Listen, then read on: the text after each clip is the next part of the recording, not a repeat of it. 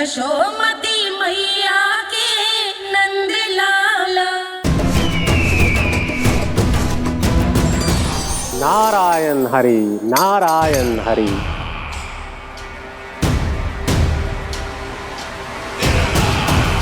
प्रणाम देवर्षि।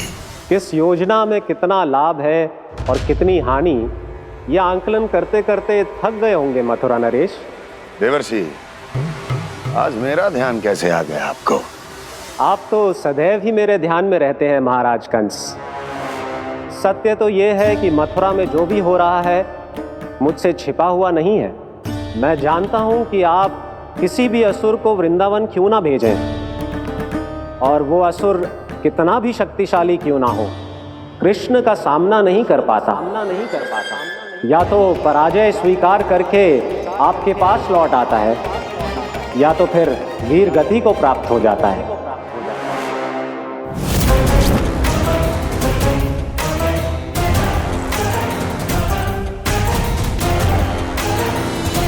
वाह, मुझे मेरी असफलताएं स्मरण कराने आए हैं, मेरे घाव को खुरेदने आए हैं, उन पे नमक छिड़कने आए हैं। मित्र को शत्रु समझने की भूल मत कीजिए महाराज कंस। मैं तो आपकी सहायता करने आया हूं। हाँ, और मेरी सहायता। कृष्ण विष्णु अवतार है, आप विष्णु के भक्त हैं। मैं हूं विष्णु द्रोही, फिर भी तो आपके आराध्य को हानि पहुंचाना चाहता है, उसकी सहायता करना चाहते हैं आप। क्या आप निश्चित रूप से कह सकते हैं कि आप ब्रह्मांड के सभी नियमों को अच्छी तरह समझते हैं? अवश्य। आपके लिए बस इतना ही जानना पर्याप्त होगा कि मैं जो कुछ भी कर रहा हूं उसके लिए मेरे व्यक्तिगत कारण हैं। मैं तो बस आपके हित में पिछली बार की तरह एक सुझाव लेके आया था, पर यदि आप मेरा सुझाव सुनना भी नहीं चाहते तो आपकी इच्छा। नारायण हरि, नारायण हरि। कारण चाहे जो हो, इनके पिछले सुझाव के कारण ही आज मेरे शत्रुओं की संख्या कम है। अन्यथा मैं देवकी के अन्य पुत्रों को भी जीवित छोड़ देता, और आज वो सब अपने भाई के साथ मिलकर उसकी शक्ति को अनेक गुणा बढ़ा देते। ठहरिए देवऋषि।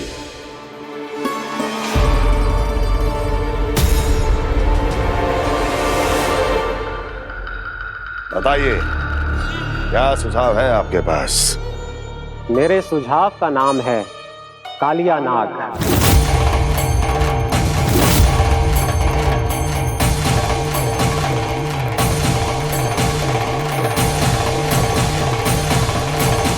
उसके विषय में मैं जानता हूं देवर्षि।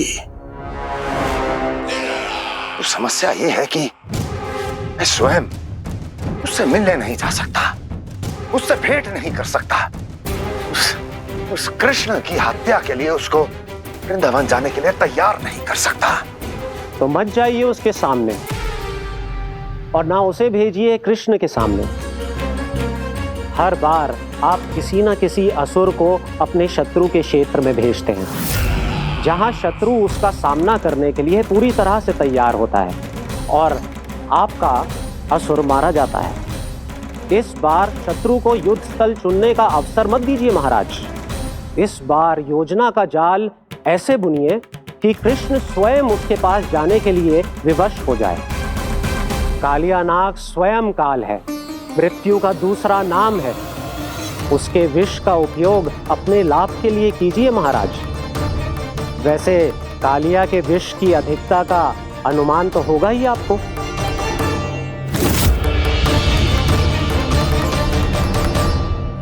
एक बार जो उसके क्षेत्र में पहुंच गया, फिर उसके विष से बचना असंभव है। उचित सुझाव है देवर्षि, उचित सुझाव है। देवर्षि, उस छलिया विष्णु की भक्ति करते करते आप भी उसके रंग ढंग सीख गए हैं। उचित है, उचित है।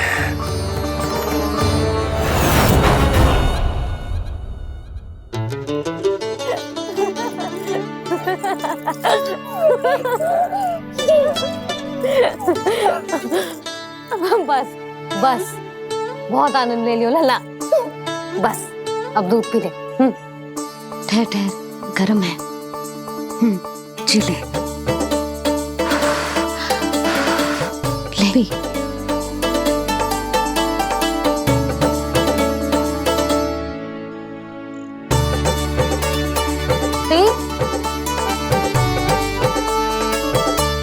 मैं ना होती तो ना जाने क्या हो तो तेरा।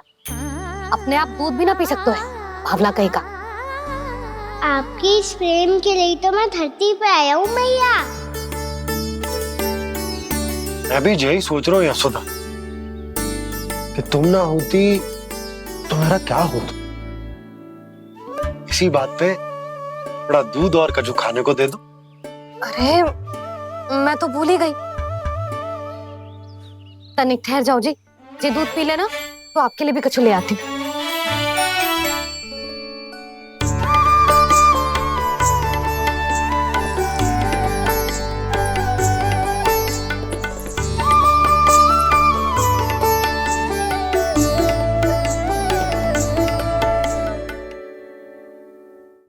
प्रणाम महाराज। आपकी आज्ञा के अनुसार बिल्कुल वैसा ही पत्र तैयार किया है जैसा आप चाहते थे।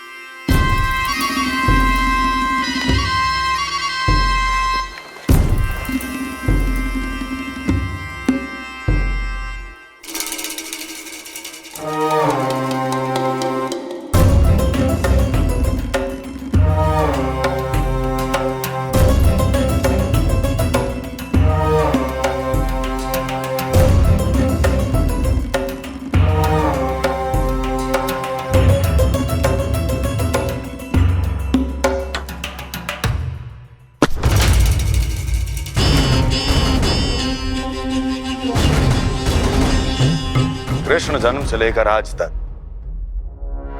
ये मेरी सबसे महत्वपूर्ण योजना है। इसका सफल होना निश्चित है दूत, किंतु केवल वही करना जैसा मैंने कहा है। जाओ।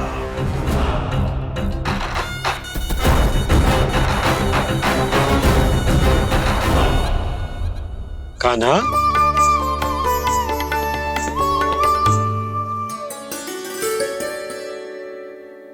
क्या होगा? बाबा मैं चाहता हूँ कि मैया की ममता क्रिस्टल फ्रेम की वर्षा मुझ पे सरते ऐसे होते रहे। वो तो होती रहेगी लल्ला। अपने लल्ला के लिए किसी मैया का प्रेम कभी कम हो सकता है भला? नंदराज, वो मथुरा से एक दूत आयो है महाराज कंस का राजपत्र लेके।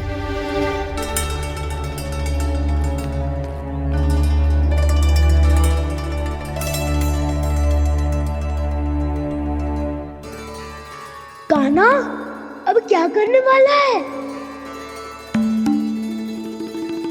तेरे बाबा कहाँ गए? हाँ?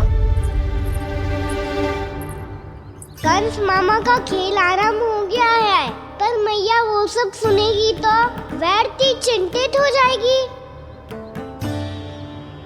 बस थोड़ा बाहर गया मैया, कछु खा रही से। बाहर इस समय? मैया क्या होगा? मैया देखो ना, पीठ पे कछु हो रहा है। मेरा हाथ ना पकड़ो, आप करो ना। दिखा यहाँ। क्षमा करना मैया, पर अभी बाबा को ही संभालने दो ये सब। कहिए, क्या संदेश लाए हैं आप? नहीं नंदराज नहीं। महाराज कंस का आदेश है कि ये संदेश सभी गांव वालों के साथ ही पढ़ा जाए। ठीक है, मैं गांव वालों के सामने पढ़ दूंगा, पर मुझे तो दीजिए पढ़ने के लिए। महाराज की आज्ञा का पालन करना आपके लिए भी आवश्यक है नंदराज। सभी गांव वासियों की सभा बुलाइए। बंसी, सभी गांव वालों की सभा बुलाओ। राजपत्र में ऐसा क्या संदेश भेजो है कंस ने? अब मेरे पत्र को पढ़कर सब भौचक्के रह जाएंगे। और वो कृष्ण, उस कृष्ण के पांव के नीचे से तो भूमि खिसक जाएगी, आकाश फट पड़ेगा, बिजलियां गिर जाएंगी। प्राप्ति, ओ प्राप्ति, कंस का पुत्र स्वयं को बहुत अधिक शक्तिशाली समझता है ना वो। अब देखता हूं कैसे वो इस महासंकट का सामना करता है। वो कृष्ण, वो अपनी मृत्यु स्वयं चुनेगा या मृत्यु की वेदी पर चढ़ा देगा प्रिय वृंदावन वासियों को।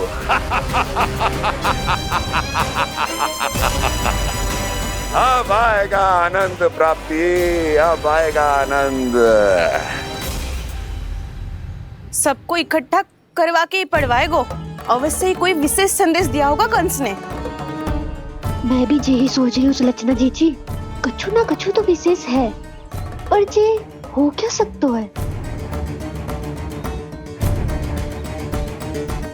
हाँ, बात तो सही है। ऐसा क्या हो सकता है?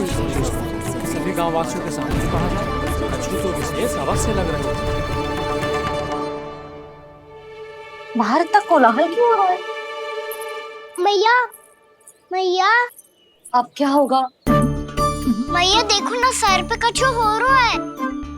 लल्ला, नारायण ने तुझे हाथ दिए हैं ना? पीठ की बात अन्य थी।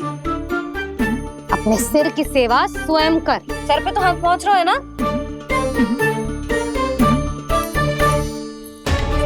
मैया सुनो ना, मैया देखो ना, तीव्र कर कछु हो रहा है। मैया देखो ना, तीव्र कछु हो रहा है।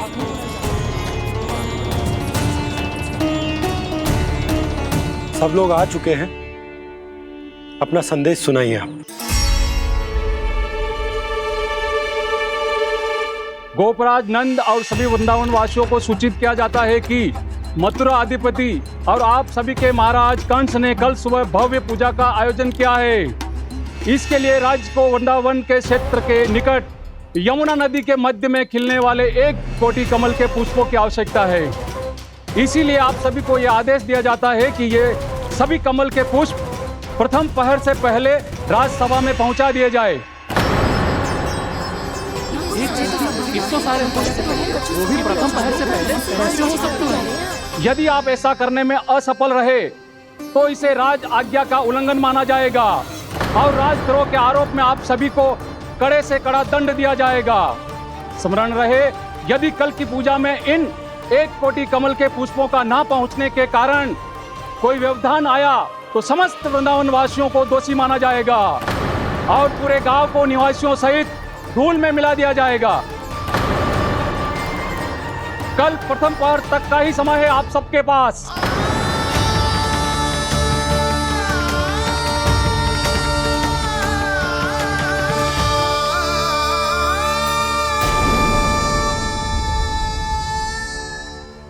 कमल पुष्प, वो भी कल प्रथम प्रहर में? ऐसे कैसे संभव है? और कोई साधारण पुष्प ना, यमुना नदी के मध्य खिलने वाले विशेष कमल के फूल चाहिए उन्हें। लेकिन यमुना नदी में तो कालिया नाग ने विष घोल के रखा है, तो फिर कैसे हो पाएगा? यह संभव है। हमारी मृत्यु का संदेश भेजा है राजा कंस ने। सदैव की भांति इस समस्या पर भी गांव के बड़े ही विचार करेंगे। बालकों का यहाँ होना उचित ना है।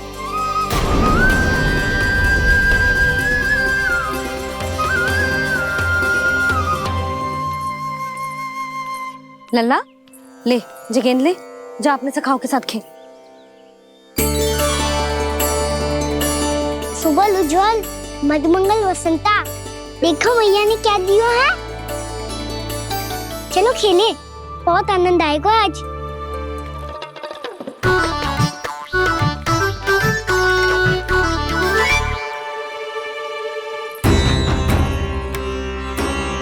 भानु, बंसी, जाओ और शीघ्र ही वो घेरे का कार्य समाप्त करो।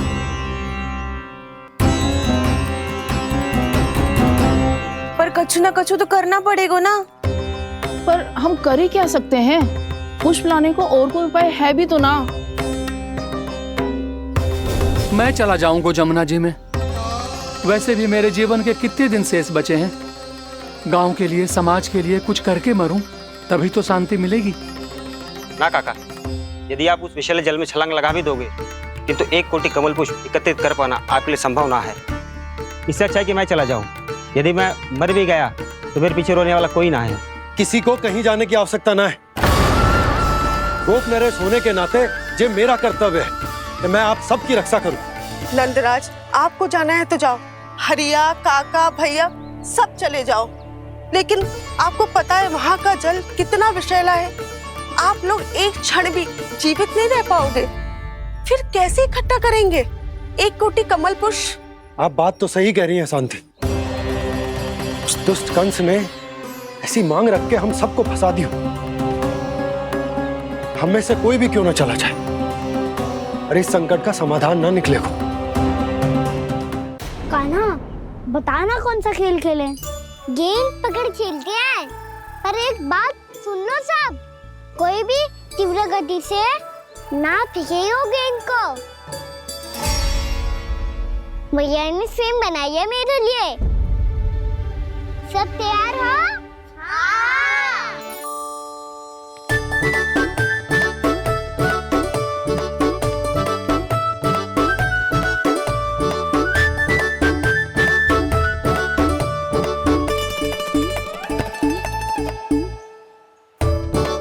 मुझे दो।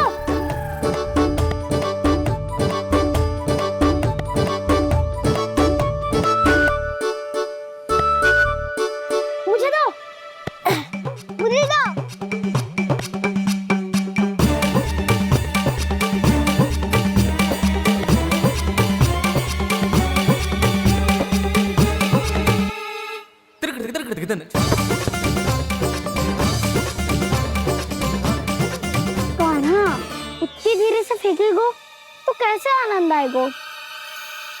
थोड़ा बल लगा के फेंक। हाँ कान्हा, हम अभी बड़े हो गए हैं, तू अब भी छोटे बालकों की तरह फेंक रहा है।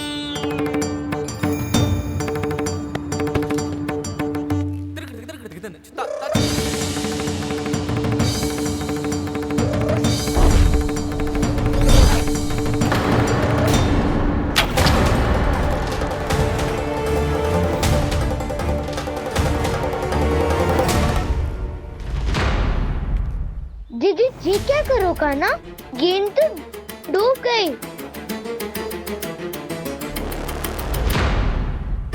अच्छा, तो ये सब इसकी योजना का भाग था ताकि ये कालिया का सामना कर पाए। तुम सबने तो कही थी तीव्र गति से फेंको। देखो फिकवा दी ना मेरी गेम। मुझसे नदी में। अब मुझे जाके लानी पड़ेगी। रुक जा कान्हा, रुक जा कान्हा। जी क्या बोल रहे थे कान्हा? इसमें तो बहुत संकट है। कोई भी संकट मेरी मैया का उपहार खोने से बड़ा ना है। बहुत प्रेम से बना के उन्होंने दी थी। हे नारायण, कोई उपाय समझ में ना आ रहा है। भैया, अब कैसे करेंगे हम अपने गांव की रक्षा? कीड़े पड़ेंगे उस दुष्ट को। यदि उसके कारण किसी के प्राण चले गए तो कौन सा फल मिलेगा उसे इस पूजा का? तुम सही कह रही हो यशोदा। और हमारे पास कोई और दूसरा विकल्प भी तो ना है। यदि हमने मथुरा की राज आज्ञा का पालन ना किया तो इसका दुष्परिणाम पूरे गांव को भुगतना पड़ेगा।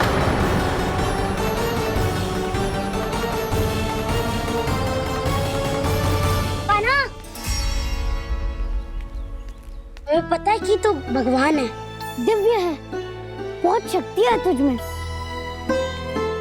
पर फिर भी हम तुझे विषैले जल में ना जाने दे सकते। कुछ होगा तो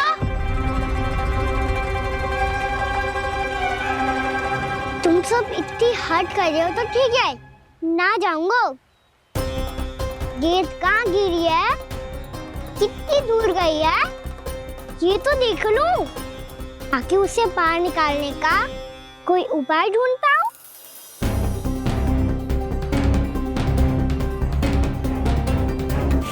हाँ।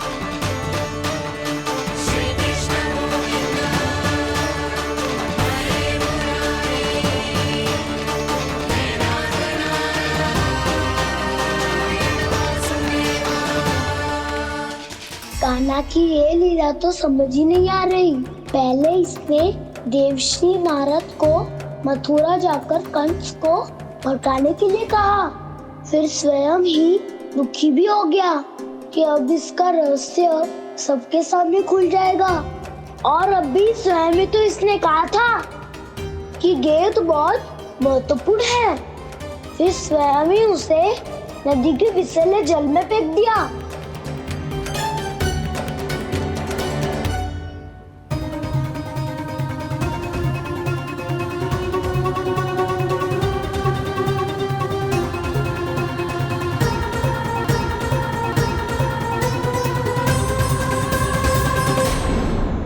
यशोमती मैया के नंद लाला।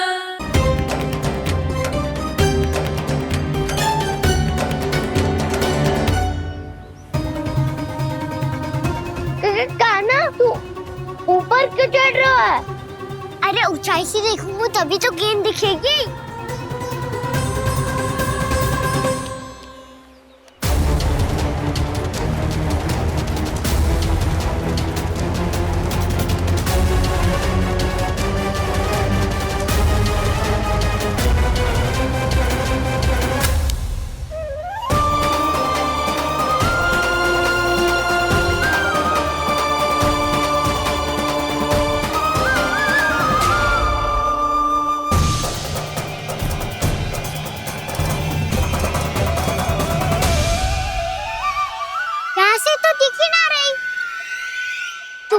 वहीं से फेंकी थी ना? ना वहाँ से फेंकी थी। कहाँ से? देखा ना वहाँ से। समझ ना आ रहा, ठीक बताना कहाँ से फेंकी थी?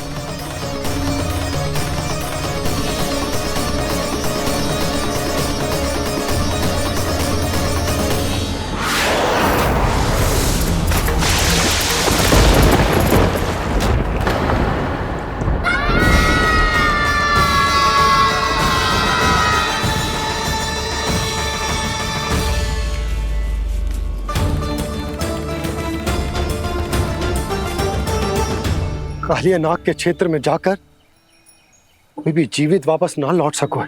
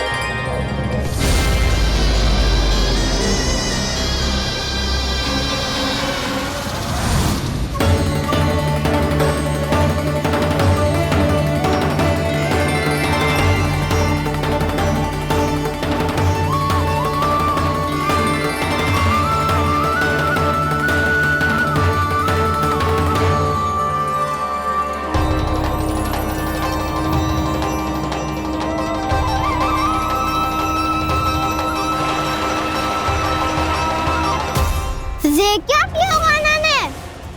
कालिया नाग तो उसे देखते ही निकल जाएगा।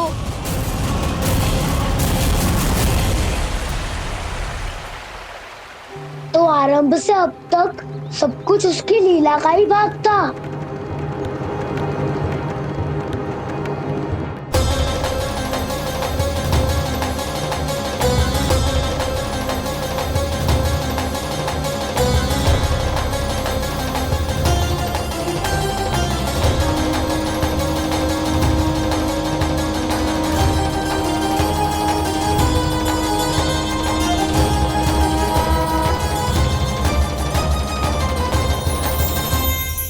इतना सुंदर रूप, मन मोहने वाली मुस्कान, अद्भुत तेज और भगवान जैसी दिव्यता। कौन हो तुम? हाँ, तुम्हें देखकर तो हम सब सम्मोहित ही हो गए।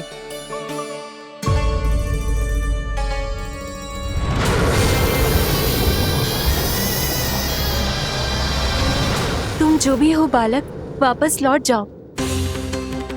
हमारा हृदय तुम्हें ही देखते रहना चाहता है, किंतु यदि हमारे पति जाग गए तो तुम्हें अवश्य हानि पहुंचाएंगे। ये बहुत विषैले है बालक, कालकोट जैसे भयानक। इनके विष से तुम नहीं बच सकोगे। नंदराज, कालिया नाग के विष का प्रभाव बढ़ते ही जा रहा है। पहले 8 कोस तक उसके विष का प्रभाव था, अब तो 1 योजन से अधिक क्षेत्र में फैलो है। जल पीने के प्रयास से अनेक पशु मारे गए हैं और नदी के निकट के वृक्ष और वनस्पति सब नष्ट होने लगे।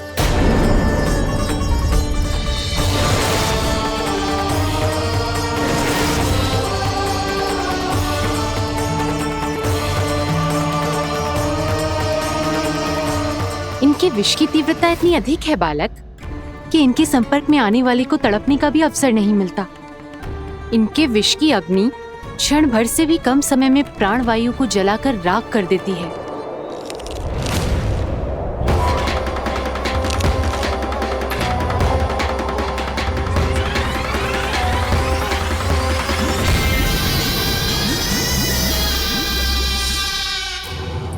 तब तो समस्या और भी गंभीर हो जाएगी। मैंने तो सुनो है कि कालिया नाग कम से कम 2 योजन लंबा है, सैकड़ों फन है उसके।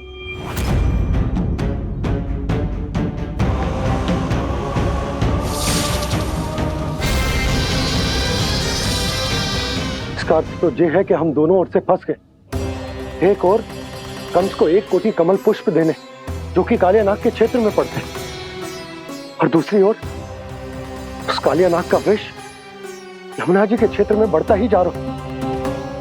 इसके कारण हम ही नहीं, निर्दोष पशु पक्षी भी संकट में। इन दोनों समस्याओं का एक ही समाधान है, उस कालिया नाग का सामना करना। और ये ना समझ आ रहा कि हम ये करेंगे कैसे, क्योंकि ये बात साधारण मनुष्य के बस की ना है। हमारे लिए ये असंभव है।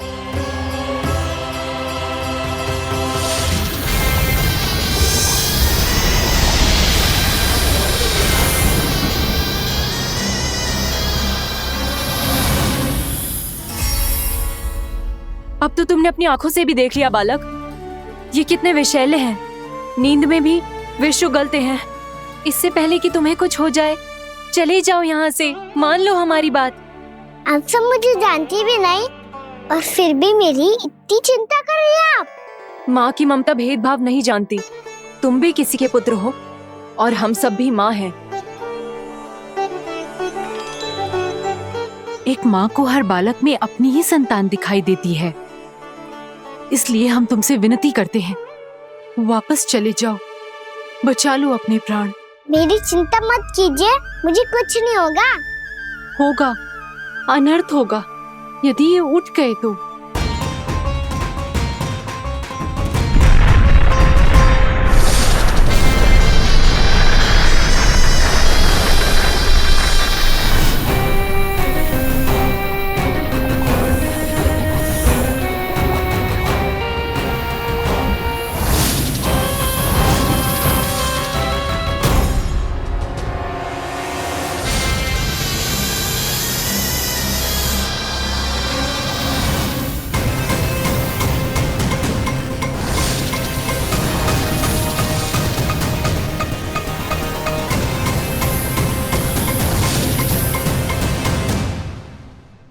सामने होते हुए भी अपने इश्क को केवल वही देख सकता है जो अपना अभिमान त्याग चुका हो।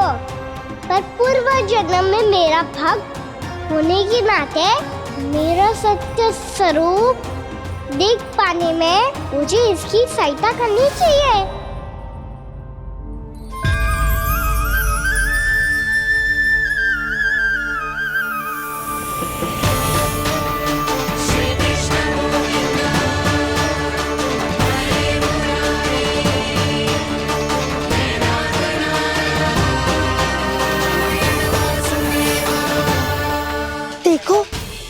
छोटा सा कान्हा कैसे डट के खड़ा हुआ है इतने विशालकाय, इतने महाभयंकर सबके सामने।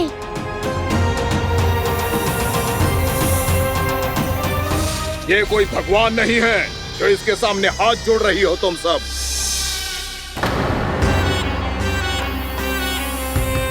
एक सामान्य साधारण बालक है ये, जो ये तक नहीं जानता कि इसके सामने है इसका काल, कालिया। तू कौन है बालक? मेरे इतने निकट आकर भी तू जीवित कैसे है? मेरी नहीं, अपनी चिंता करो कालिया। बहुत मनमानी कर ली तुमने। अब बस मैं तुम्हें रोकना हूँ। अब बस मैं तुम्हें रोकना हूँ। मैं तुम्हें रोकना हूँ। बित्ते भर का है तू, मेरे विष के बारे में जानता ही क्या है? और कहता है मुझे रोकने आया है। किससे? किससे रोकना चाहता है तू मुझे? मुझे क्रोध दिलाने की भूल मत कर बालक। अपनी फुंकार से ही तेरी इस मुस्कुराहट को अंतिम मुस्कुराहट बना सकता हूं मैं। शीघ्र बता, कौन है तू और किसने भेजा है तुझे? तुम्हें आवाज भी है कि अपनी पुकारों से तुम कितना विष भूल चुके हो। पवित्र यमुना नदी को कितना दूषित कर दिया तुमने। और यही नहीं, तुम्हारे कारण निकट के जीव जंतुओं, वृक्ष, वनस्पतियों सबको हानि पहुंच रही है। तो क्या? मुझे उससे क्या? मुझे है आपत्ति है मुझे तुम्हारी इस व्यवहार से, और इसीलिए तुम्हें यहाँ से जाना होगा। यहाँ से जाना होगा।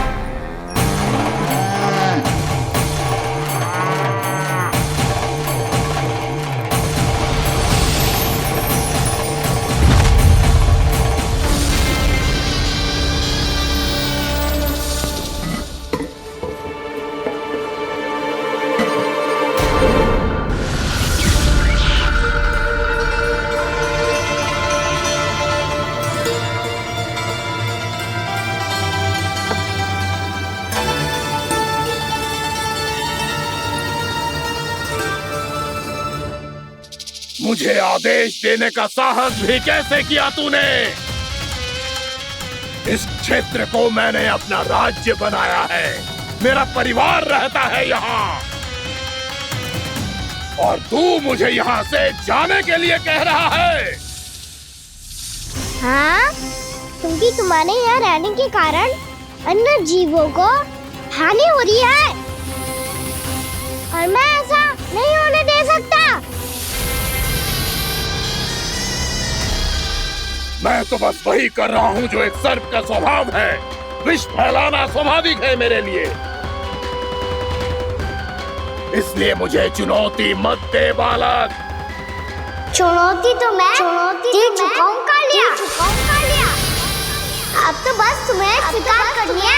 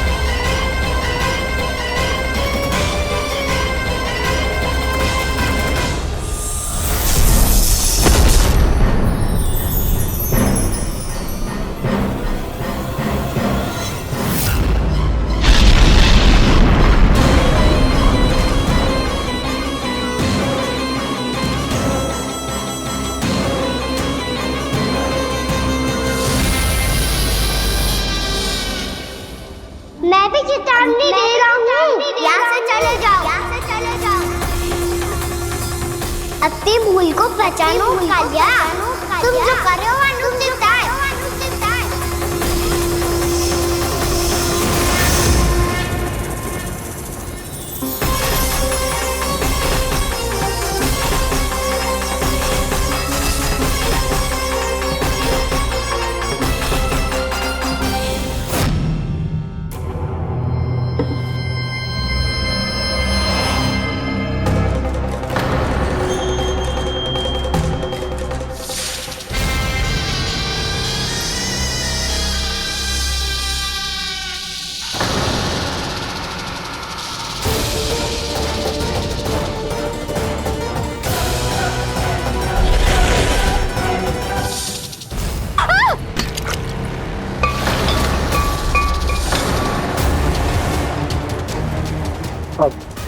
मैं आता हूँ। क्या हो गया सुधा? मुझे आवाज हो रहा है जी, कछु ना कछु गड़बड़ है। यशोदा, जो समस्या हमारे सामने है, हम सभी उसका समाधान खोजने में जुटे। तो तुम विश्वास करो, मैं कोई ना कोई समाधान अवश्य ढूंढ लूंगा। हम कैसे भी करके वो कमल के पुष्प उस कंस तक पहुंचा देंगे। नाना, समस्या उससे कहीं अधिक है, उससे कहीं अधिक बड़ी, उससे कहीं अधिक भयानक है।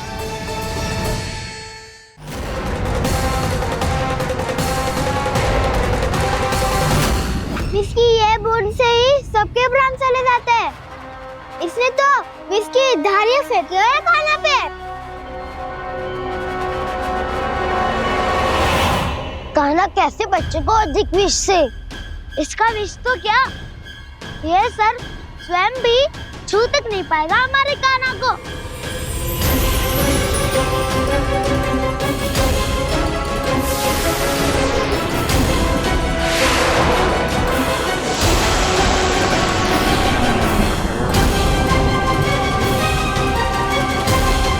तुम्हारे सखा को, मेरे भाई को कोई हानि नहीं पहुंचा पाएगा। ये कान्हा का सत्य चाहे जो हो बलराम, पर अभी तो जो एक बालक ही है ना। देखो कैसे विष के कारण स्थिर हो गया है।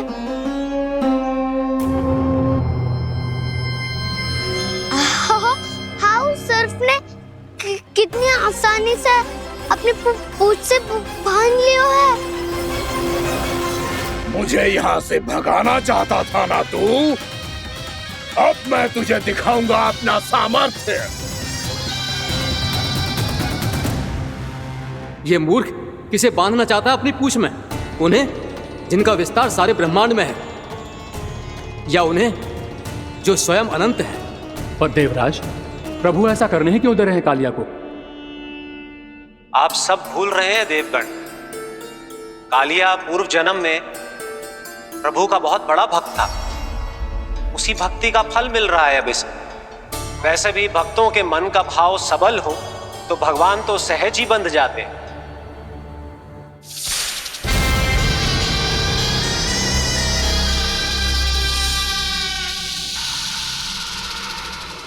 बलराम, तुमने ही तो कही थी कान्हा को कछु ना होगा। देखो उस दुष्ट ने चारों ओर से जकड़ लियो है।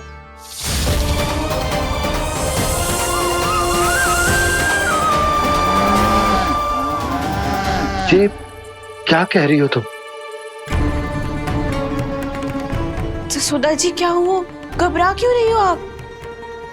सुलक्षणा, मुझे आभास हो रहा है कुछ बहुत बड़ी अनहोनी हो गई है। नंदराज, नंदराज, नंदराज!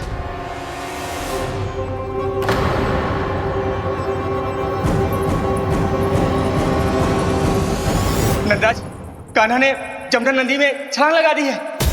कान्हा ने जमना नदी में छलांग लगा दी है। कान्हा ने जमना नदी में छलांग लगा दी है। कान्हा जमना में कूद गया है। मुझे लगा था आज कछु गड़बड़ होने वाली है। मुझे आज कान्हा को ना जाने देना चाहिए था।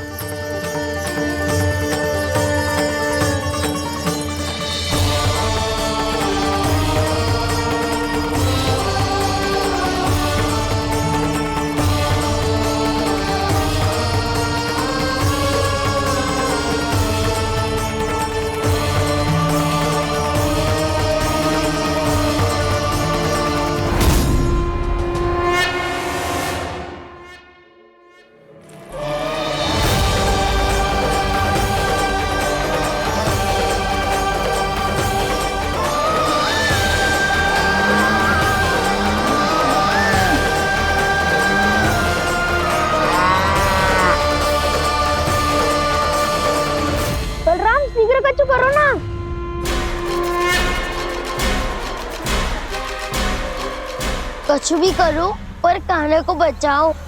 नाग बहुत भयंकर है, कान्हा अकेले ना संभाल पाएगा इसे।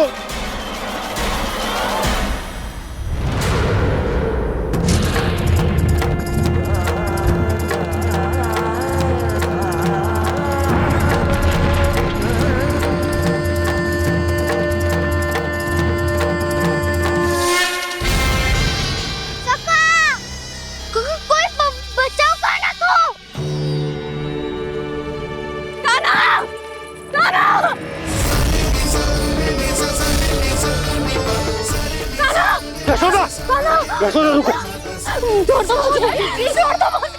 जीजी संभालो, बावली हो गई क्या? जीजी संभालो। कान्हा, कान्हा।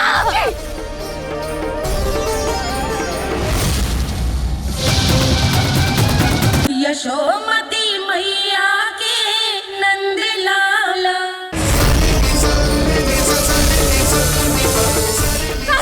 यशोदा, यशोदा रुको। छोड़ दो मुझे, छोड़ दो मुझे। जीजी संभालो, बावली हो गई क्या? जीजी संभालो। कान्हा, कान्हा। देखो अब कैसे तुम्हारे अस्थियों को तोड़कर छोटे छोटे टुकड़ों में बदल दूंगा मैं।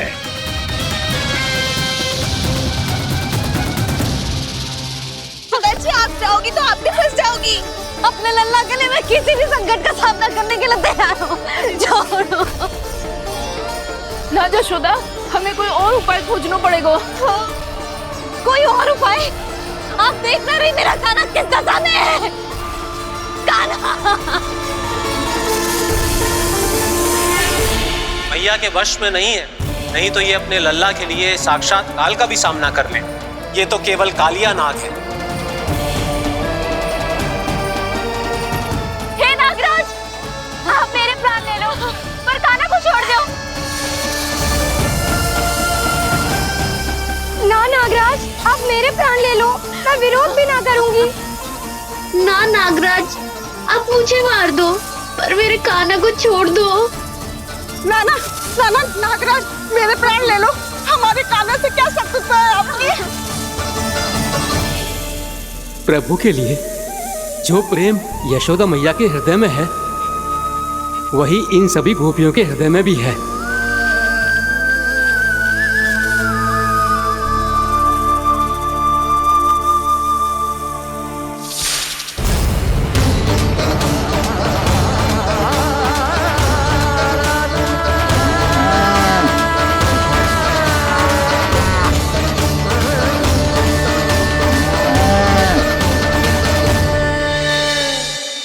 यशोदा, यशोदा,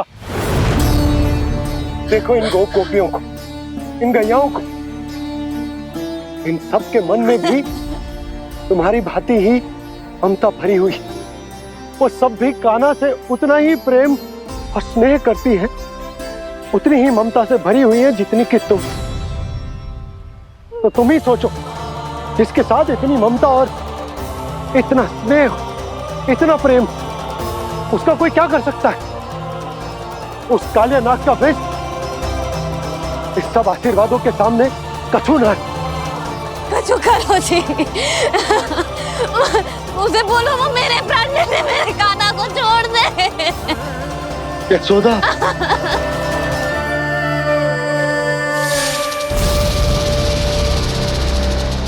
केवल इन्हीं में नहीं देवराज, नाग पत्नियों के हृदय में भी ममता का वही प्रेम उमड़ रहा है। देखिए। मैं आपके हाथ जोड़ती हूँ स्वामी, इस बालक को छोड़ दीजिए। ये अवश्य ही कोई दिव्य आत्मा है स्वामी। हम आपसे विनती करते हैं स्वामी, इस नन्हे बालक को हानि मत पहुंचाइए स्वामी। मेरी पत्नियां मेरे ही शत्रु के लिए विनती कर रही हैं। अब यदि इसके पक्ष में एक शब्द भी कहा तुम सबने, तो मैं इस बालक से पहले तुम सबके प्राण ले लूंगा। हो रहा प्रसन्न नाग कालिया, विजय को निश्चित जान। रोते बिलखते व्याकुल सब, संकट में देख कान्हा के प्राण।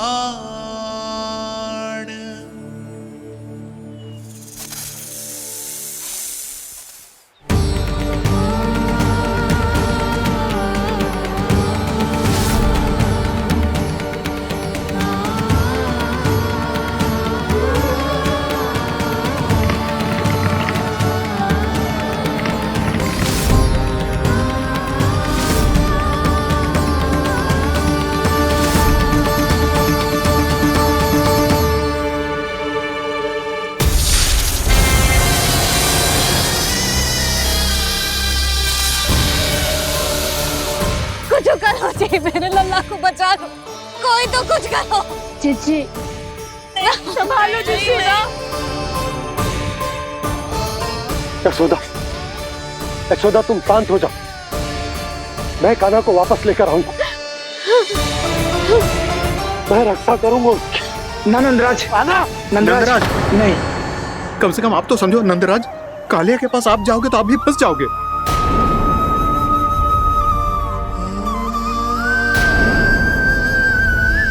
बलराम, तेरा भाई इतनी भीषण संकट में है और तुझे जरा भी दुख ना हो रहा? क्या आप सब अब तक नहीं समझ पाए कि कान्हा सच में कौन है? छोटे बाबा, आप तो उसका सत्य जानते हैं ना?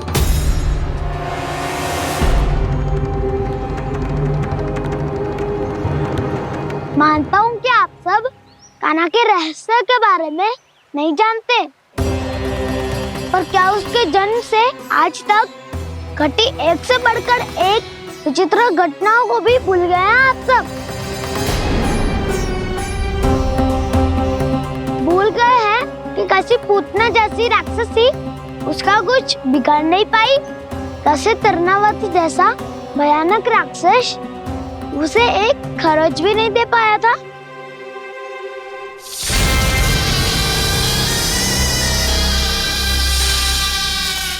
आप सबने अपनी आंखों से देखा था ना, बकासुर से कान्हा की रक्षा करने देवता स्वयं आए थे, पर सत्य तो ये है कि वो सभी देवता भी उस असुर के सामने असमर्थ हो गए थे। तब कान्हा ने बहुत ही आसानी से उस भयंकर असुर का वध किया था, एक ही बार में धराशायी कर दिया था उसे। तो आप सभी सोचिए, बार बार ऐसे असाधारण कार्य करने वाला बालक साधारण कैसे हो सकता है? अब तो आरंभ से ही सारा सत्य जानते हैं छोटे बाबा। रहस्य छुपाने में सदैव कान्हा की सहायता करते आए हैं आप, और आज आप स्वयं ही उसके सत्य को भूल रहे हैं। और तुम सब भी तो जानते हो कान्हा की शक्तियों के बारे में, तो क्या तनिक भी विश्वास न आया अपने सखा पे? बलराम, जे तू क्या कह रहे है? मैंने जो कहा उसका एक एक शब्द सत्य है छोटी माँ। यदि प्रभु की इच्छा हुई तभी कुछ ही क्षणों में सब कुछ अपनी आंखों से स्वयं अनुभव कर लेंगे आप।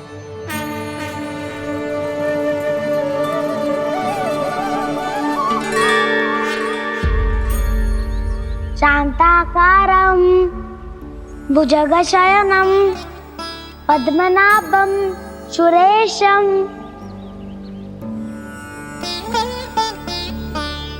विश्वाधारं गगनसदृशं मेघवर्णं शुभांगं लक्ष्मीकान्तं कमलनयनं योगी वीरध्यानगम्यम्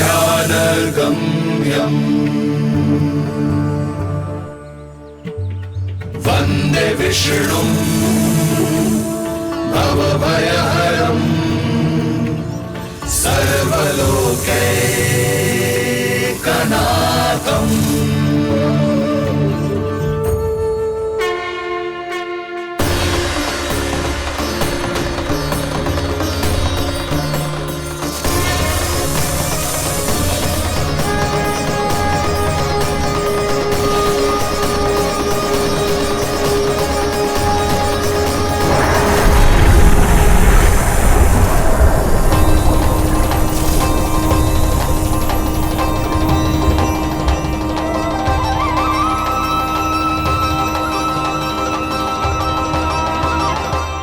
तुझे क्या लगता है बालक कि तू मेरी जगत से निकल गया तो अब बच जाएगा तू?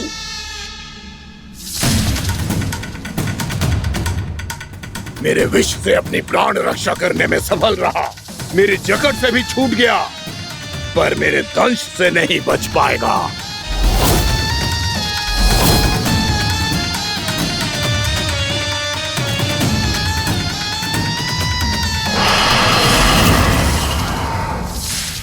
अब भय से भाग रहा है, पर मैं तुझे मृत्यु देकर रहूंगा।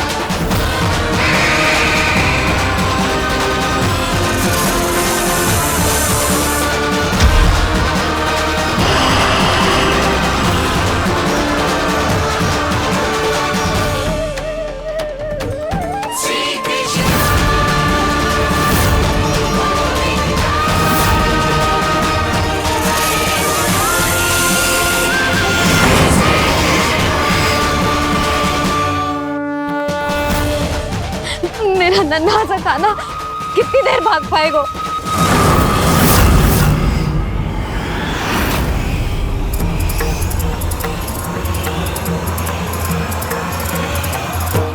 और कितनी प्रतीक्षा करोगे मेरी भक्त कालिया?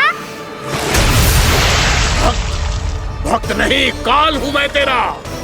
जब अहंकार का मुकुट बुद्धि को ढक लेता है तो भक्त अपने भगवान को भी नहीं पहचान पाता। व्यर्थ की पहेली में मत उलझा बालक, ना मैं भक्त हूँ और ना तू भगवान।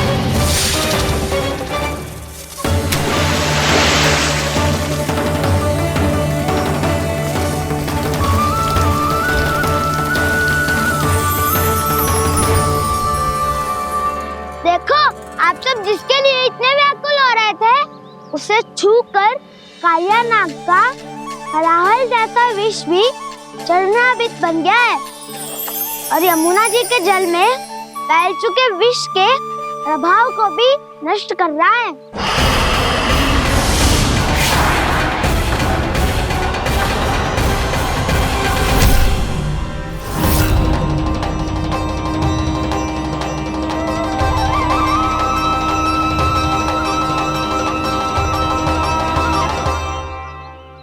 धर्म रक्षक अधर्म विनाशक प्रभु श्री कृष्ण का कौशल सचमुच अद्वितीय है। नारायण नारायण।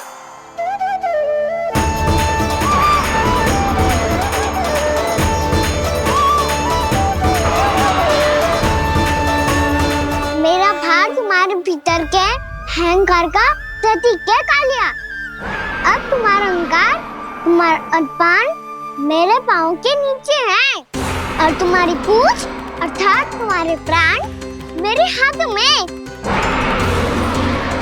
अब तुम क्या करोगे भक्त?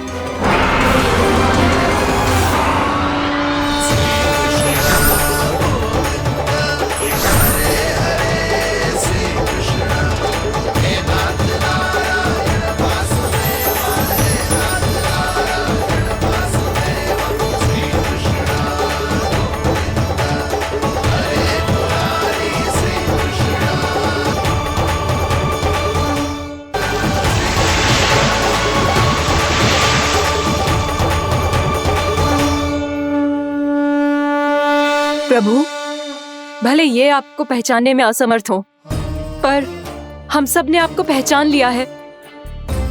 हाँ प्रभु, एक भक्त होने के नाते और एक अर्धांगिनी और माँ होने के नाते मैं आपसे इनके प्राणों की भिक्षा मांगती हूँ।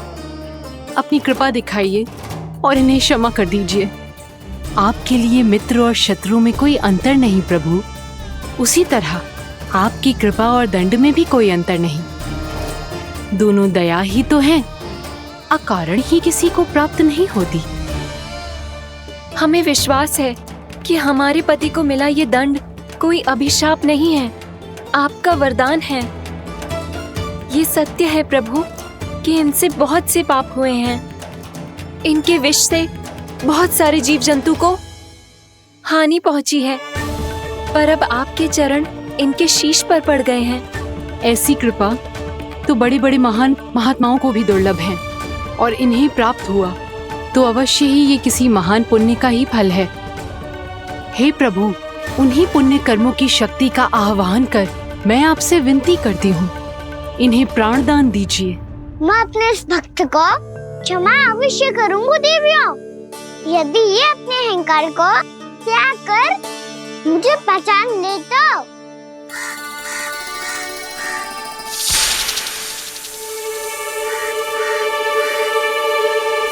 मैं तुम्हें श्राप देता हूँ, जितनी विषैली तुम्हारी जिह्वा है उतने ही विषैले सर्प बन जाओ तुम।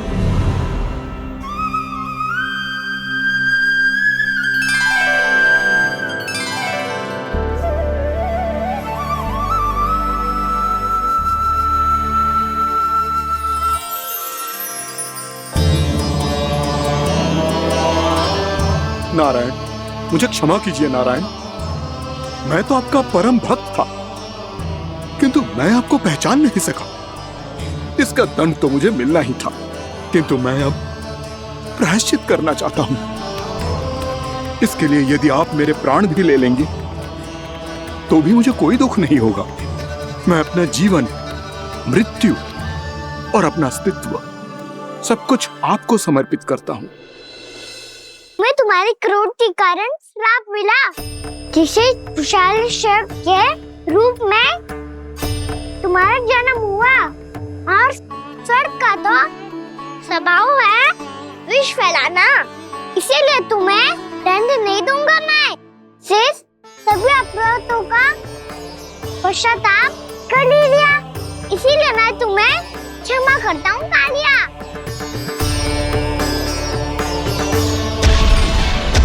पर तुम्हें यहाँ से दूर समुद्र के बीच जाकर रहना होगा, जहाँ किसी निर्दोष का जीवन तुम्हारे विष से प्रभावित न हो। मैं चाहकर भी आपकी इस आज्ञा का पालन नहीं कर सकता। मैं असमर्थ हूँ प्रभु, क्योंकि यदि मैं इस क्षेत्र को छोड़कर गया तो मेरी मृत्यु निश्चित है।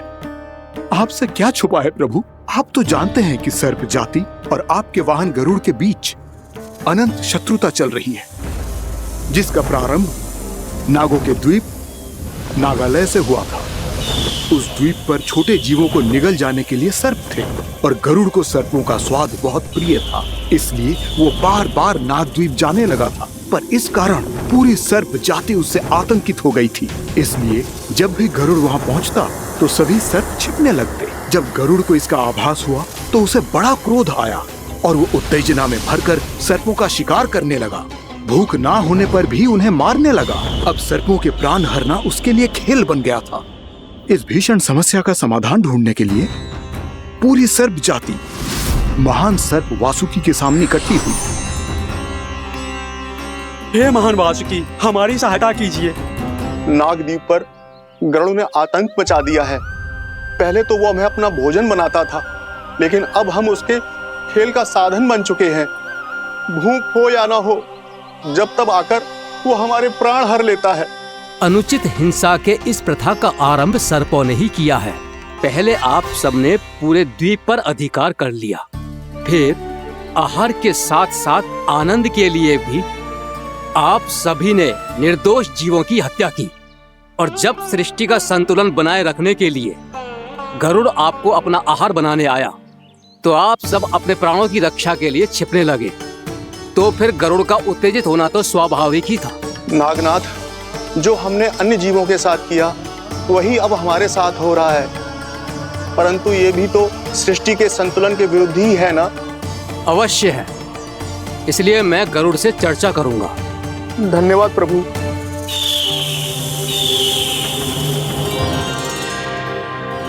यशोमती मैया के नंद लाला।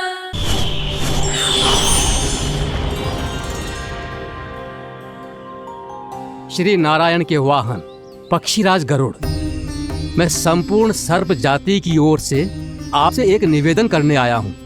कहिए, क्या कहना चाहते हैं आप? हे पक्षीराज, यदि आप हम पर ऐसे ही आक्रमण करते रहे तो शीघ्र ही हमारी प्रजाति समाप्त हो जाएगी। इसीलिए हमारी आपसे विनती है, यदि आप उचित समझें तो सर्पों के किसी एक घर से हम आपको एक सर्प प्रतिदिन अर्पित करेंगे। आप उसको आहार बनाइए और अन्य सर्पों को जीवित रहने का अधिकार दीजिए। मुझे स्वीकार है। तब से प्रतिदिन किसी एक घर से एक सर्प गरुड़ के भोजन के लिए भेजा जाने लगा।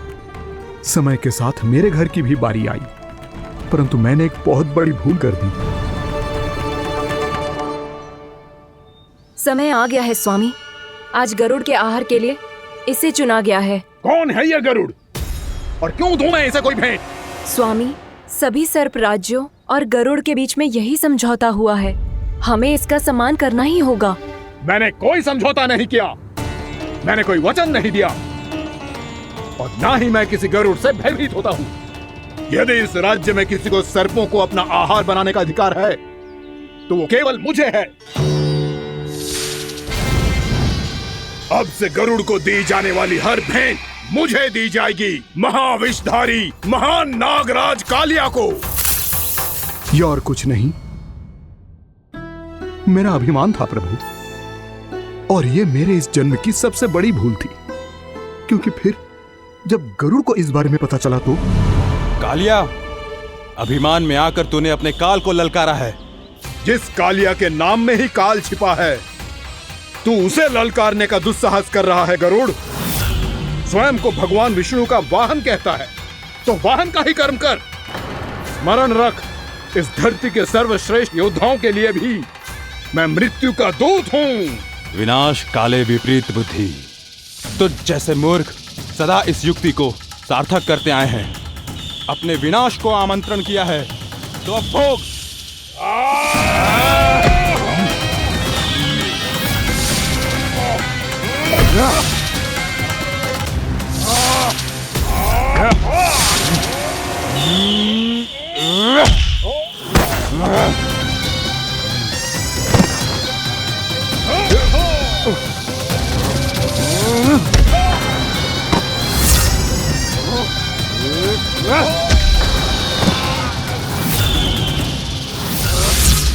जिसने मेरा भोजन चुराने की धृष्टता की है वो इसी योग्य है। तू मुझे जानता नहीं है गरुड़, मैं महाविषधारी नाग कालिया हूँ। तेरा इतना दुस्साहस कि तूने मुझ पर चरण से प्रहार किया।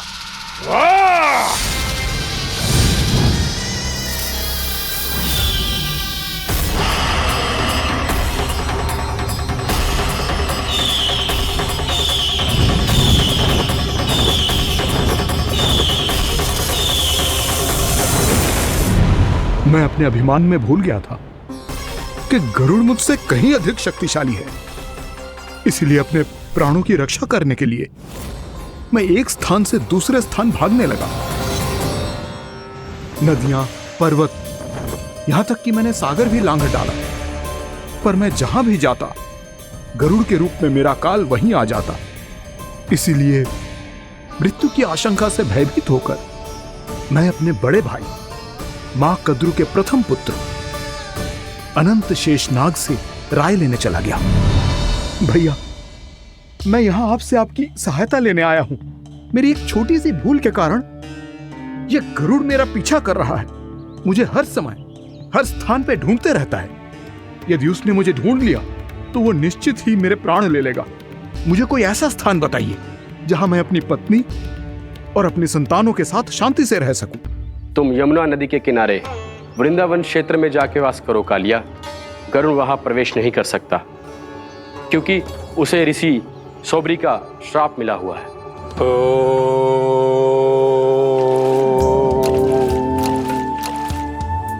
ध्यान और तपस्या का नित्य कर्म करते हुए ऋषि के मन में मछलियों के प्रति प्रेम भाव इतना बढ़ गया कि वो भूल गए सभी जीव खाद्य श्रृंखला का भाग होते हैं और मछलियां भी इस नियम की अपवाद नहीं है। उन्हें मछलियों की अटखेली इतनी अच्छी लगने लगी कि वो इस क्षेत्र के मछुआरों को भी मछली पकड़ने की अनुमति नहीं देते थे।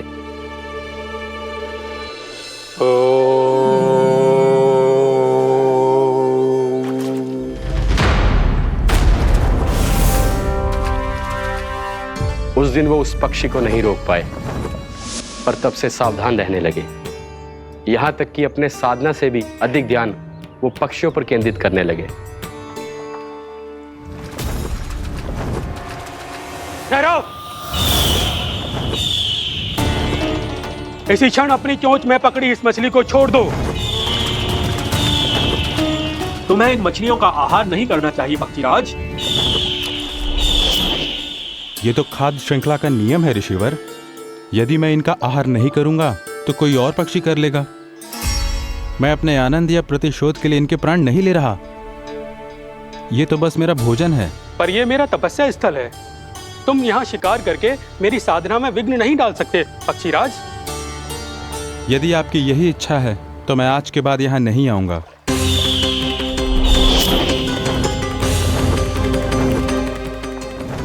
पर आज ये मछली मेरे आहार के रूप में पकड़ी जा चुकी है। मैं वचन देता हूँ ऋषिवर, इस स्थान पर यह मेरा अंतिम शिकार होगा।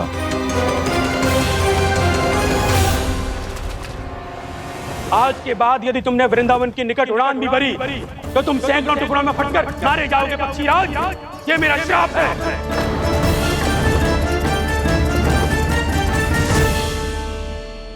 और इसीलिए भैया शेषनाग के सुझाव के अनुसार मैं यहां आ गया।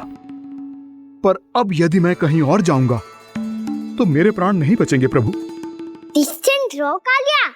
अब से गरुड़ तुम्हें कोई हानि नहीं पहुंचाएगा। अब तुम्हारे फनों पर मेरी पक्षिंग बन गए कालिया। इसीलिए अब से तुम्हें गरुड़ से कोई भय नहीं होगा। निश्चिंत होकर अपने परिवार के साथ गहरे समुद्र में चले जाओ और सुख से शांति से निवास करो। पर ध्यान रहे निर्दोष जीवों को हानि ना पहुंचे। आपने मुझे जीवन दान दे दिया प्रभु। इस उपकार से मैं कृतज्ञ हूँ प्रभु। आदेश दीजिए, मैं आपकी सेवा कैसे करूं? तुम्हारे जल क्षेत्र से 1 कोटि कमल पुष्पों को लेने की अनुमति दे दो कालिया। यही मेरी सेवा होगी। प्रभु, ये तो मेरा सौभाग्य होगा।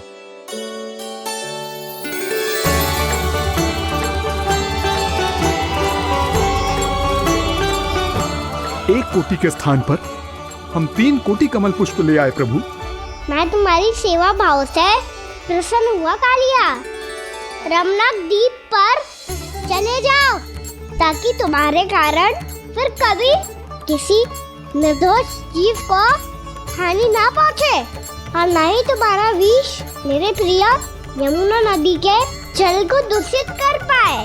मैं तुम्हें आशीर्वाद देता हूँ। आज यहाँ मेरे द्वारा तुम्हें दिए गए इस आदेश का स्मरण जो भी भक्त करेगा और प्रातः काल और संध्या काल में इसका उच्चारण करेगा, उसे फिर कभी किसी संकट से कोई भय नहीं होगा। ये स्थान अब से कालियाकुंड के नाम से जाना जाएगा।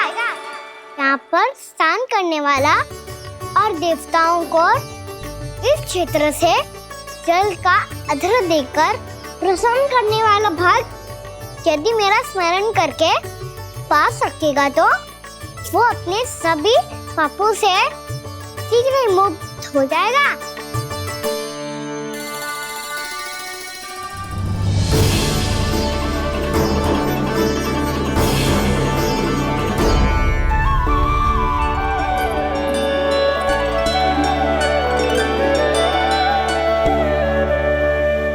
कौन है जी भगवान जिसने अभी अभी कालिया जैसे विशाल विस्तर का सामना किया? क्या एक साधारण बालक जो शीत की अधिकता से ठिठुर रहा है? क्या करूं? मैं लल्ला को ममता के आंचल में छुपा लूं या भक्त बनकर प्रभु की लीला देखती रहूं? क्या करूं मैं? कितना ठंडा था जल, बहुत सर्दी लग रही है। सर्दी से तड़पते हुए कैसे देखूं इसे? अभी जाके अपने पल्लू से सुखाती हूँ।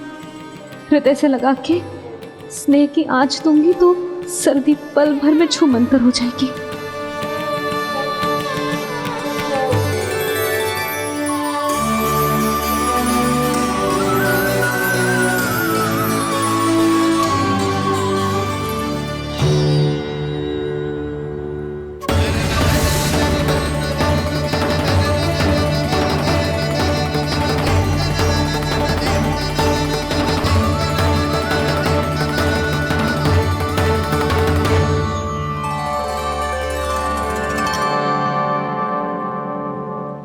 मेरी आवश्यकता ना है इसे।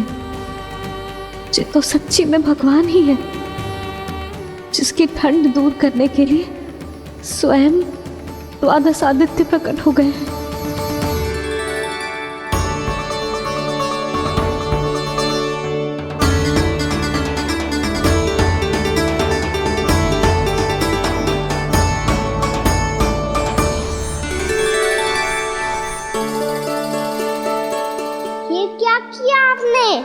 मैया मुझे अपने हृदय से लगाने वाली थी कि आप सब प्रकट हो गए। क्षमा कीजिए प्रभु, पर आपको भीगा हुआ देखकर, ठंड से ठिठुरता हुआ देखकर हमसे रहा नहीं गया। हम अपने वश में नहीं थे प्रभु। भक्ति से भावुक होकर हम प्रकट होने पर विवश हो गए थे। हमारी किरणें जैसे स्वयं ही फूट पड़ी और दौड़ पड़ी आपको सुखाने के लिए। मैं आपका प्रेम, आपकी भक्ति समझता हूं आदित्यगण, और इसीलिए इस समय मैं जहां खड़ा हूं, इस स्थान को द्वादश आदित्य टीला के नाम से जाना जाएगा। द्वादश आदित्य टीला के नाम से जाना जाएगा। हम धन्य हो गए प्रभु। और कहाँ जा रहा है? जो गड़बड़ किया है उसे सुधारिए तो सही। प्रभु आज्ञा दीजिए। अपना दाम इतना अधिक बढ़ा दीजिए कि मुझे स्वेद आने लगे, ताकि मैया मुझे स्वेद में लीला देख के और भूल जाए कि मैं ही भगवान हूँ, और मैया मुझे अपनी गोद में उठा के ले जाए।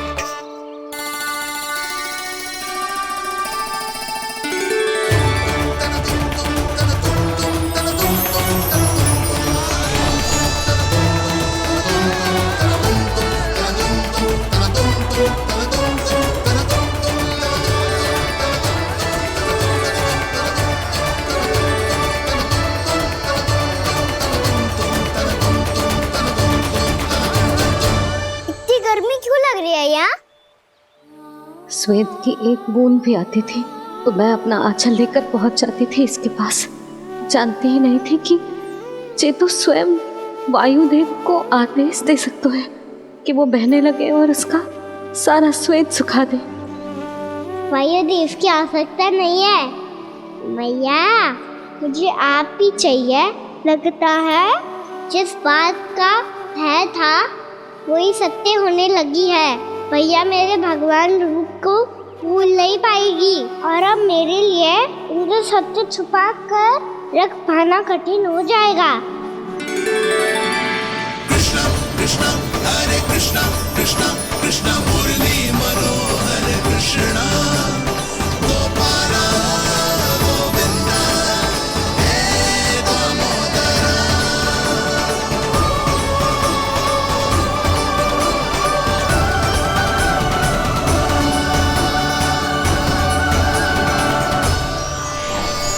प्रभु, आपके श्वेत से बने इस प्रसंगदान सरोवर का प्रणाम स्वीकार कीजिए।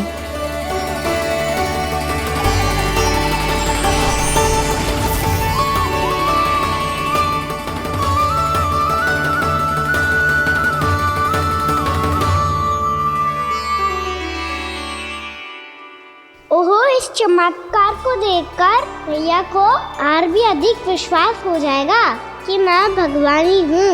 अब कैसे मनाऊं मैया को कि मैं इनका लाई हूँ। बाबा है ना, अब तो यही सहायता करेंगे। श्री कृष्णा गोविंदा हरे हरे श्री कृष्णा गोविंदा हरे हरे श्री कृष्णा हरे मुरारी श्री कृष्णा श्री कृष्णा श्री कृष्णा।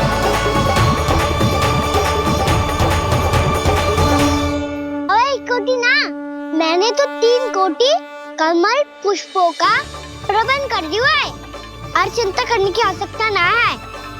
1 कोटी कमल के स्थान पर 3 कोटी कमल पुष्प मिल गए हैं। हाँ कान्हा, मैं उचित संदेश के साथ ये सारे पुष्प उस कंस के पास भिजवाता हूँ। महाप्रक्रमी कान्हा की जय। वृंदावन रक्षक कान्हा की जय। महाप्रक्रमी कान्हा की जय। भानु जी नंदराज, बाकी गांव वालों को लेकर ये सारे पुष्प इकट्ठा करो और कंस के दरबार में पहुंचाओ। जी।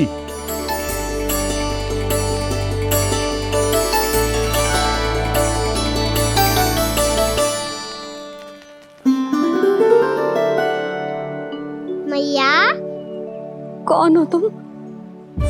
मुझे पता था मैया, जब आपको सत्य पता चलेगा तो आप मुझे मैया की तरह स्नेह ना कर पाओगी, इसीलिए आज तक सत्य छुपाता आया हूँ ताकि आपकी ममता, आपका प्रेम अनुभव करने का अवसर मिलता हुआ है मुझे। और फिर आज को बताया था ना, जो रहस्य तुमने बरसों तक छिपाया था उसका भेद खुलने में तुम्हारा ही योगदान है। मुझे कालिया के शीश पर अपने पद चिन्ह रखकर उसे मुक्त कराना था दाऊ, वचन दिया था मैंने उसे। इसके अतिरिक्त निर्दोष पशु पक्षियों के जीवन को कालिया के विष से ही बचाना था मुझे। इसमें कंस को तो सम्मिलित करना ही था ताकि जब मैं कालिया का सामना कर रहा हूँ तो वो किसी और असुर को समस्या बनाकर वृंदावन ना भेज दे। पर इस सबसे बड़ा एक कारण और था दाऊ, मैं चाहता था कि मैया को सत्य पता चल जाए। पर क्यों कहा ना? क्योंकि मुझे लगने लगा था कि मैया से ये रहस्य छुपाकर इनके साथ धोखा कर रहा हूँ। अपराध बोध से दबा जा रहा था मैं।